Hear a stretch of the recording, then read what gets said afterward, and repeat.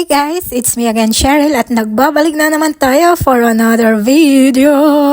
So today is Mother's Day. Happy Mother's Day sa mga magulang dyan. So ayan guys, nakikita na ninyo tong video is nandirito na tayo sa restaurant. Sobrang full po nung parking lot nila dito. Talaga ang hirap makahanap ng space. So ang ginawa namin guys is paikot-ikot kami. So may lalaki doon na tetel ng direction sa iyo kung saan may bakanting parking lot. At may itinuro yung lalaki sa amin na vacant parking siya. So diyan kami nagpark ng sasakyan. Pagkatapos niyan guys is naglakad na kami papunta sa loob. So ito yung way natin na makikita ninyo. So sobrang dami po ng sasakyan dyan.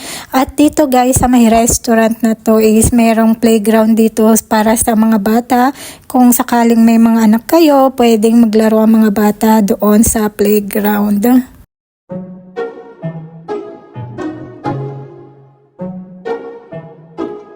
So ngayon guys, nung nahanap na namin yung entrance guys, nagulat kami sa aming nakita.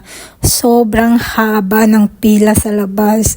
Kasi today is Mother's Day guys. So yung mga nanay nila is inilabas nila, pinakain nila sa mga restaurant. At ayan guys, yung mga makikita ninyo, may magandang view dito sa restaurant. At itong restaurant guys is sobrang mura lang, hindi naman po siya masyadong mahal.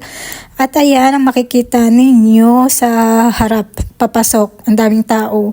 At ayan guys, pag malapit na kayo sa entrance, may hand sanitizer at yan, nandiyan na tayo sa loob dito guys, no. So kumukuha na ako dito ng mga food dahil sa sobrang gutom na gutom talaga ako guys.